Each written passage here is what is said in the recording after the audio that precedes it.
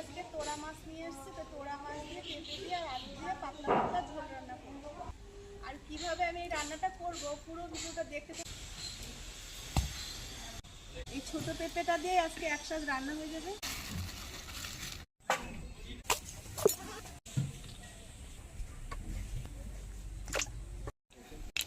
লবণ, হলুদ গুঁড়ো